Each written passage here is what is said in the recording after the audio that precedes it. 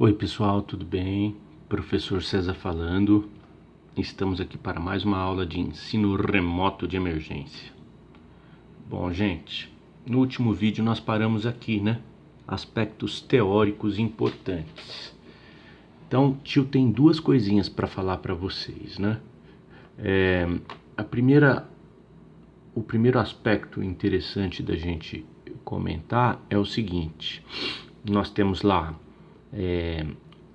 o espectro eletromagnético, né? Então essa figurinha o tio já mostrou milhares de vezes para vocês. Você tem ondas grandes e pouco energéticas aqui, chamadas de onda de rádio.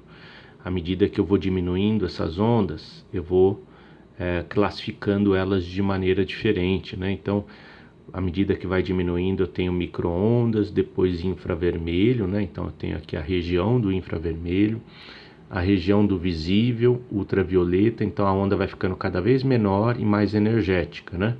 Visível, ultravioleta, raio-x e raio gama. Muito bem, o equipamento que nós trabalhamos, que nós mostramos até agora, foi o equipamento que trabalha na região do infravermelho. Mas aí é bom lembrar que a escala do gráfico que vai lá de 400 a 4000, ela é uma escala que a gente chama de, o equipamento que a gente trabalhou, né, é o equipamento que a gente chama de infravermelho, que trabalha na região média, né, infravermelho médio, né. Da onde que vem esse nome, né? Essa é a questão. Vem daqui, ó. Então nós temos uma classificação para a região lá do infravermelho, onde a gente chama de infravermelho próximo, infravermelho médio e infravermelho distante. Da onde vem essas palavrinhas próximo, médio e distante? Olha lá. Então, o infravermelho médio, que é o equipamento que a gente trabalhou, vai de 400 a 4000, né? De 300 a 4000, não importa tanto aqui esse número. Aliás, quando você for na literatura, esses números eles divergem um pouquinho, né? Então tem lugar que fala de 400 a 4000, de 600 até 4000, aqui o infravermelho médio, não importa tanto, tá? O fato é bom você entender essas palavrinhas, o próximo, o médio e o distante. O que significa próximo? Próximo da zona do VEVIS, do VEVIS não, da zona do visível. Distante é longe da zona do visível. Então vamos voltar aqui. Aqui, ó. Então, se você pegar o infravermelho, ó, à medida que eu vou diminuindo o comprimento de onda, eu vou me aproximando mais da zona do visível. Então, se eu pegar aqui a zona do infravermelho, eu tenho o infravermelho próximo, que é essa região aqui, o infravermelho médio, que é essa região, e o infravermelho distante, que é essa região. Distante da onde? Distante da zona do visível, tá? Então nós temos equipamentos de infravermelho que trabalham nas três zonas.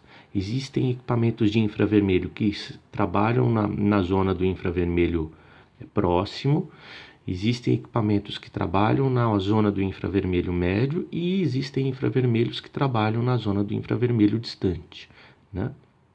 99,9% dos equipamentos de infravermelho trabalham na zona do infravermelho médio, né?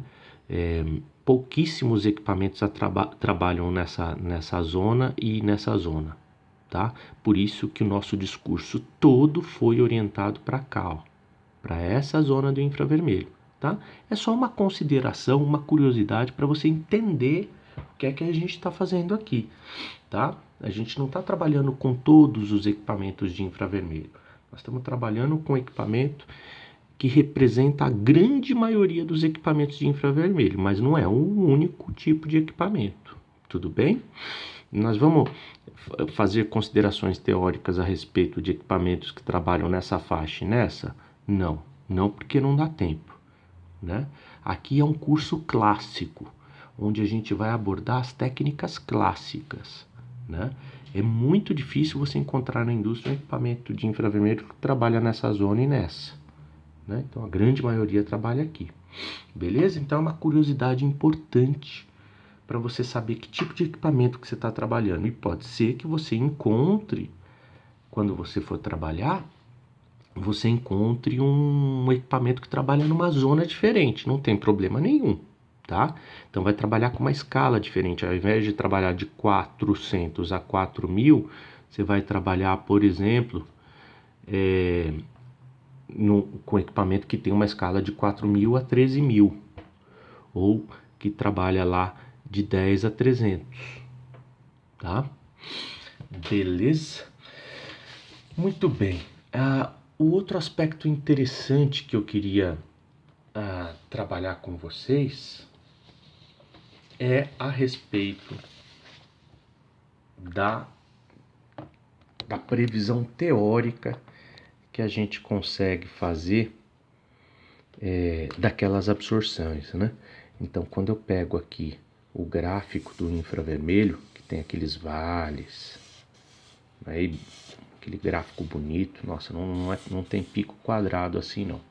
Então, quando eu pego o espectro do infravermelho, o que significa esse pico para baixo, né? Esse vale.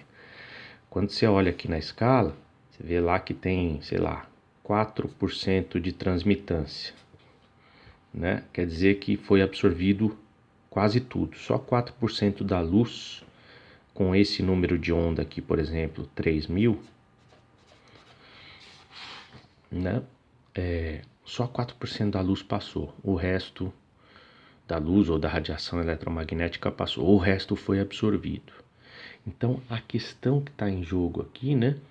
É como é que a gente consegue prever essas absorções, né? Prever em qual número de onda vai ocorrer a absorção.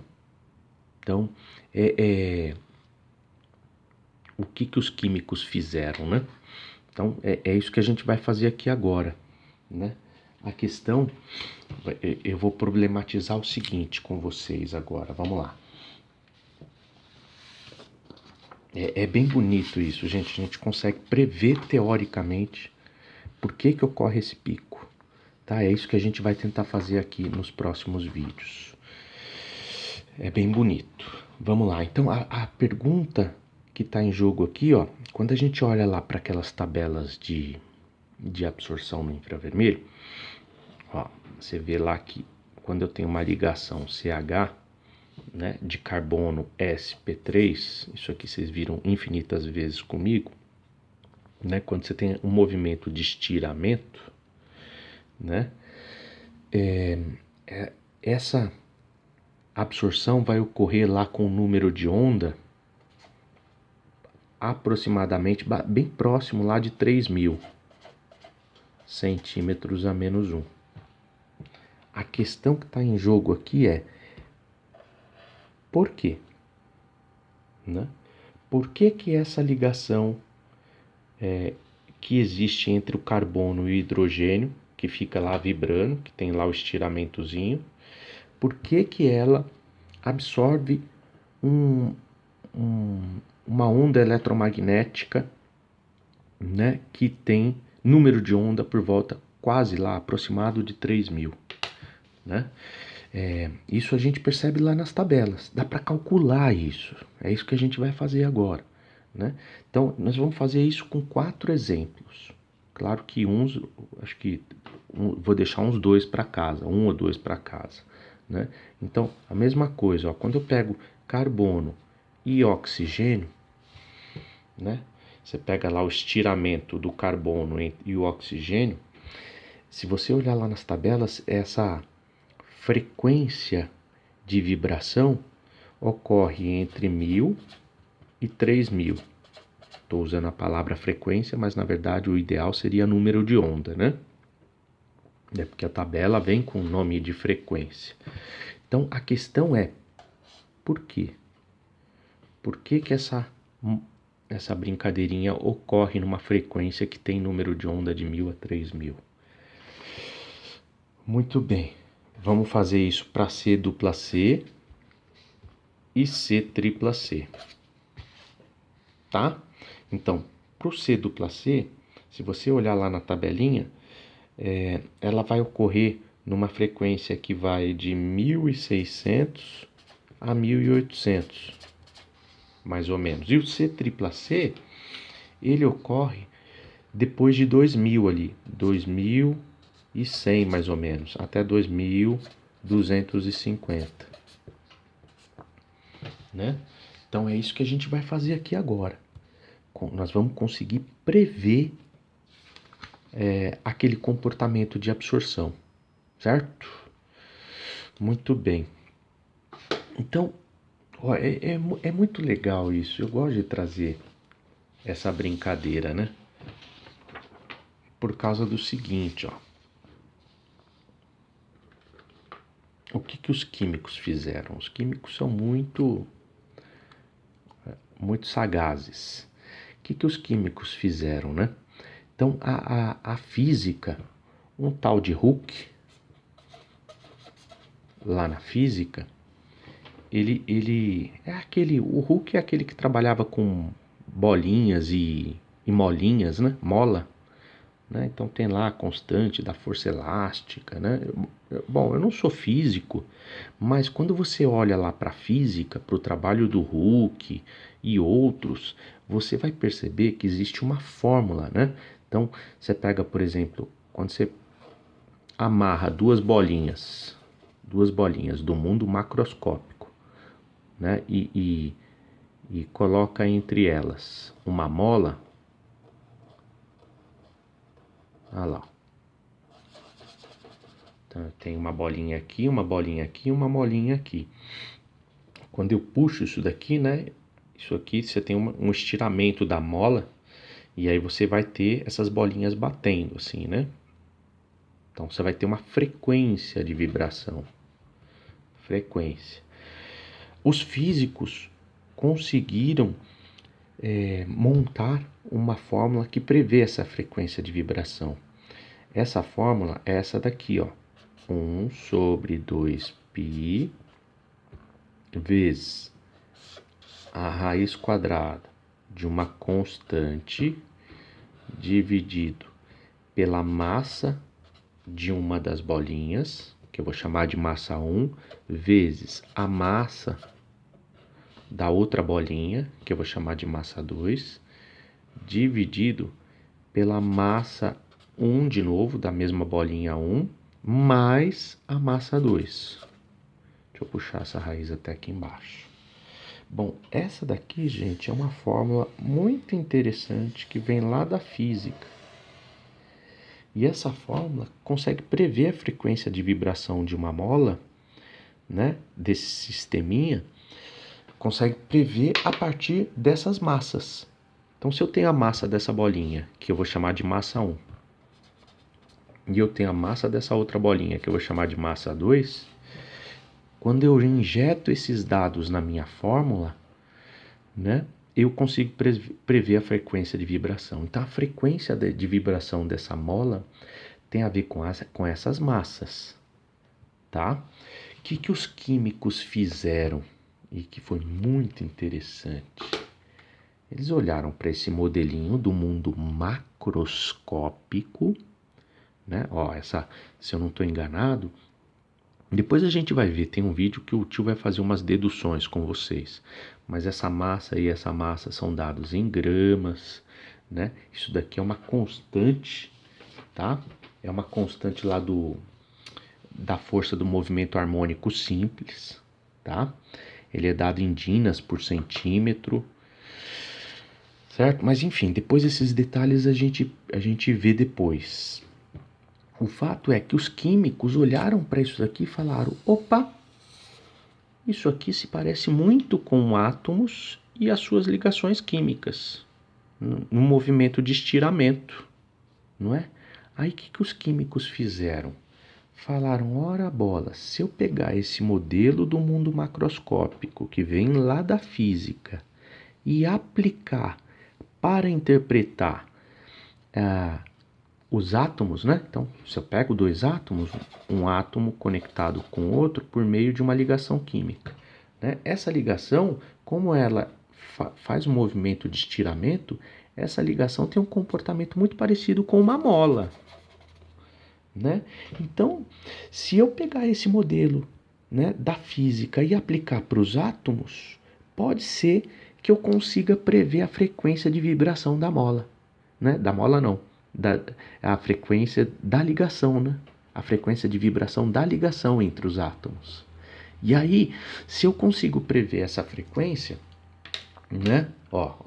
Vamos supor que essa frequência vibre em 1 Hz, aqui, ó. Frequência de vibração entre dois átomos está em 1 Hz. Se vem uma onda eletromagnética que vibra na mesma frequência, ocorre a absorção. E aí, quando ocorre a absorção dessa onda, né, a amplitude aumenta, a amplitude do movimento. E aí ocorre a absorção. Quando ocorre a absorção, ocorre o vale. Olha que legal, né? Então, só uma parte da luz dessa onda que está vibrando em 1 Hz é que vai passar, o resto é absorvido, né? Então, o que os químicos fizeram? Pegaram essa fórmula, e aí, óbvio que essa fórmula trabalha no mundo macroscópico, então essa massa é dada em gramas, aqui é dado em dinas por centímetro, aqui é grama, grama, grama, né? Então, os químicos fizeram o seguinte, deram um tapa nessa fórmula, né? Nós demos um tapa nela, e aí ela ficou parecida, mas não igual. Então, nós convertemos ela não mais para frequência, mas para número de onda. Nós já vimos lá na introdução à espectroscopia que existe uma relação matemática entre a frequência e o número de onda, certo? Então, depois a gente vê isso de novo. Então, nós propusemos uma nova fórmula. O número de onda é igual a 4,12 vezes a raiz quadrada do K, que é a constante do movimento harmônico, dividido por M1 vezes M2,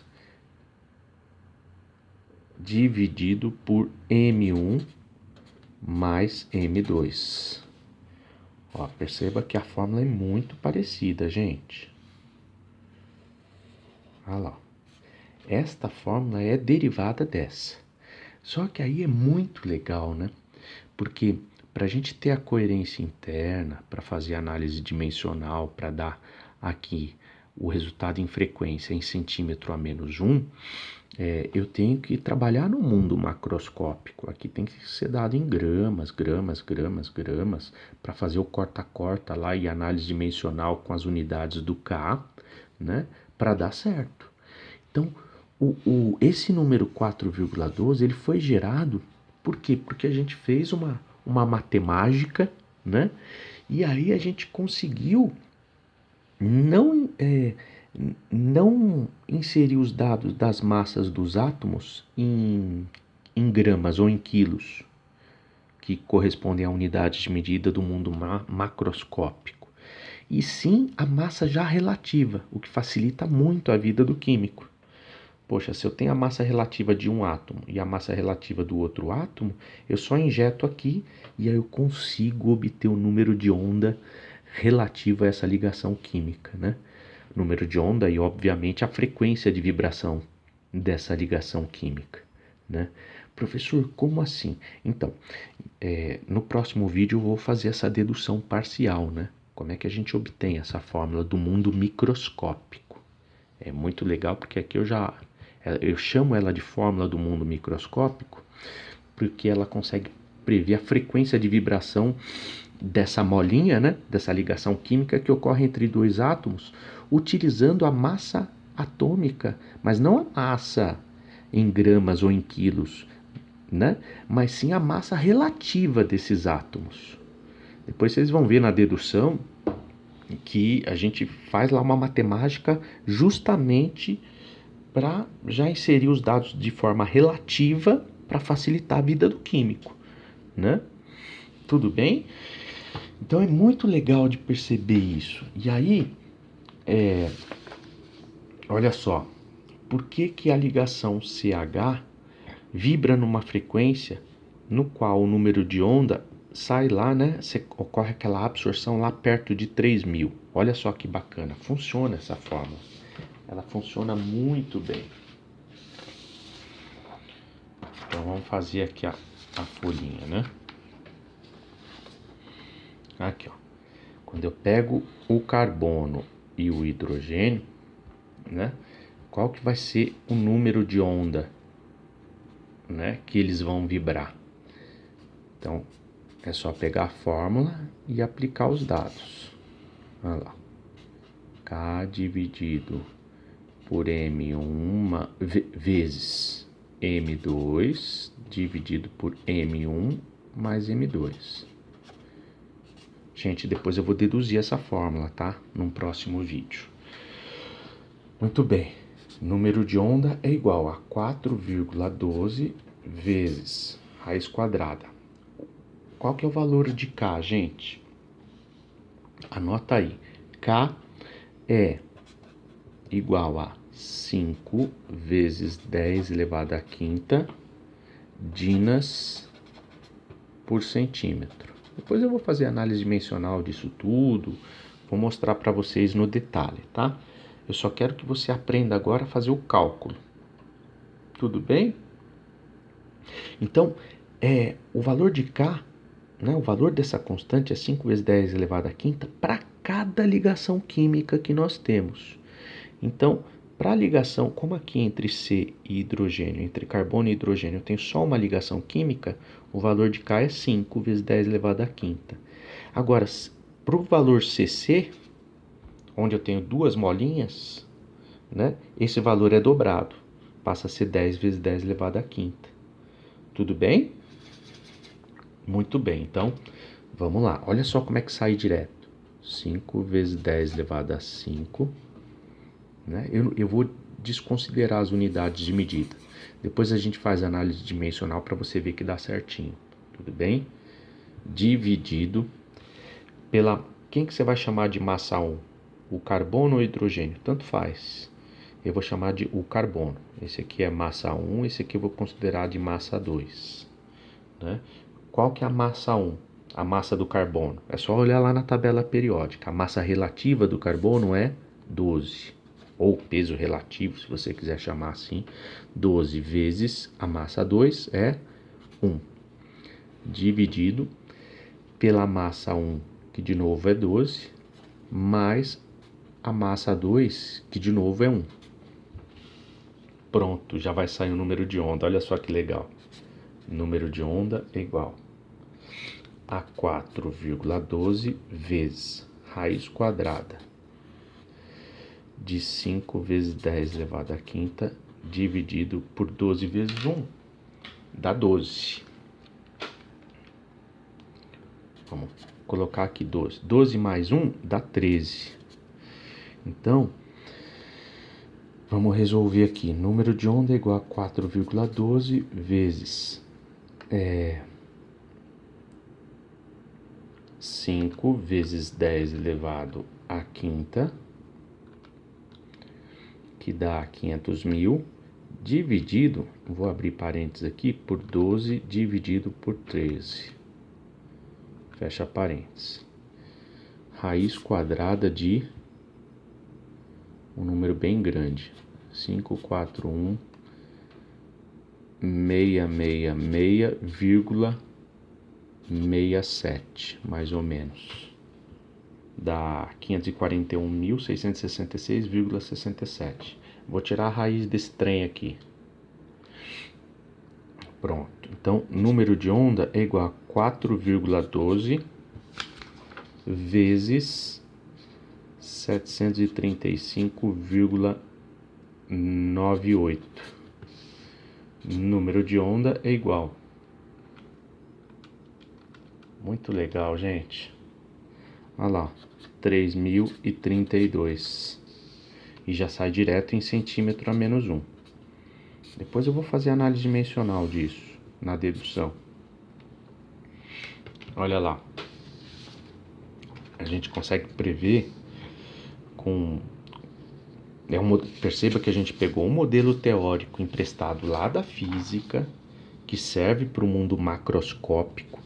A gente fez uma matemática nele, converteu numa outra fórmula que já me permite trabalhar com as massas relativas dos átomos. Ó, estou trabalhando com carbono 12 e hidrogênio 1, que é a massa relativa, não está em gramas.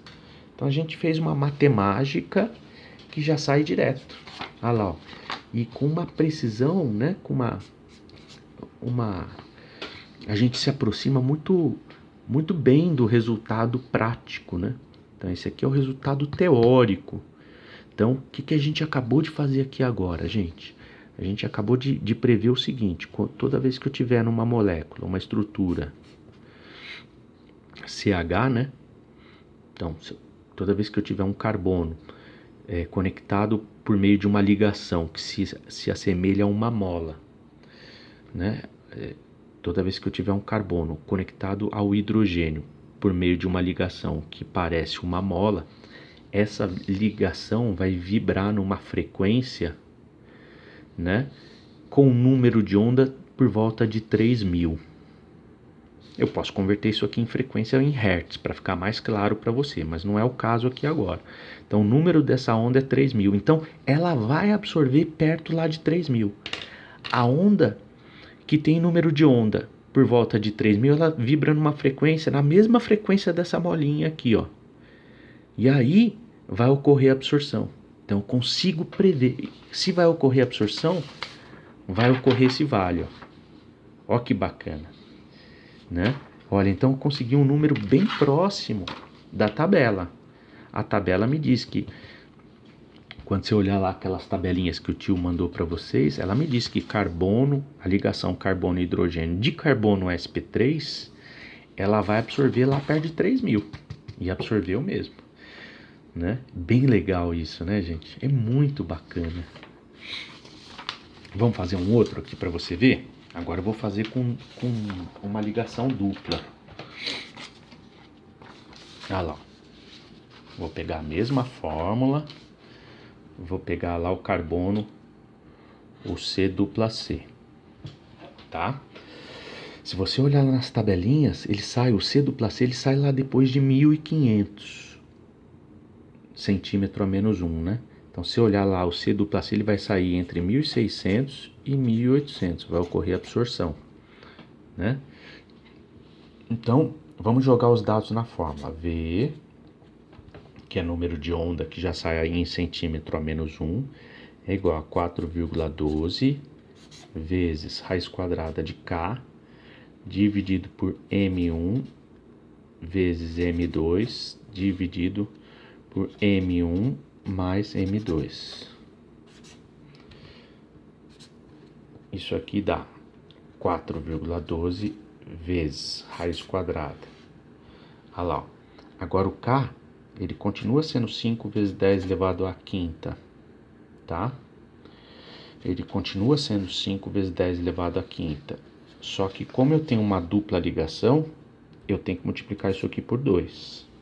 Não pode esquecer disso. Dividido. Como eu tenho dois átomos iguais, eu tenho massa 1 e massa 2. Qual que é a massa 1? É 12. Qual que é a massa 2? Também é 12. Certo? 12 vezes 12. Aqui fica 12 mais 12. Beleza? Muito bem. Como eu estou chegando em 29 minutos, eu não vou resolver isso aqui no detalhe. Você faz isso aqui na sua casa. Quando eu faço essa continha toda, tiro a raiz e multiplico por 4,12, qual que é o resultado que dá? Deixa eu ver aqui. Dá 1.682 centímetro a menos 1. Já sai em centímetro a menos 1, que é a unidade de medida lá da escala do eixo X lá do meu espectro do infravermelho, tá? Depois na dedução eu vou mostrar, porque já sai em centímetro a menos 1, tá? Eu vou fazer o corta-corta de unidade, você vai entender. Olha só que legal, gente. A tabelinha me diz que na prática essa dupla ligação, né, entre esses dois átomos de carbono, eles vão absorver lá sempre entre 1.600 e 1.800 de número de onda. E quando eu mostro, aplico o modelinho lá do movimento harmônico, um modelinho macroscópico para os átomos, só que com uma fórmula adaptada, eu consigo um número bem próximo daquele que eu atinjo experimentalmente. Bacana, né, gente? Muito bem. Então, para casa, aqui vai ficar o seguinte, você vai fazer o cálculo para a ligação CO, você vai fazer esse mesmo cálculo para a ligação CO e para a ligação C-tripla-C. Beleza? Você vai ver que, ó, CO, segundo a tabelinha, sai entre 1.000 e 3.000. E C-tripla-C vai sair entre 2.100 e 2.250. O resultado para CO aqui, o número de onda que ele vai vibrar é em 1.109 centímetro a menos 1. Né? E para o C-tripla-C, ele vai sair o número de onda lá em 2060. Tudo bem? Então esse aqui fica para casa, tanto esse quanto esse. Tá bom? Vou ficando por aqui. Beijo, beijo e até a próxima.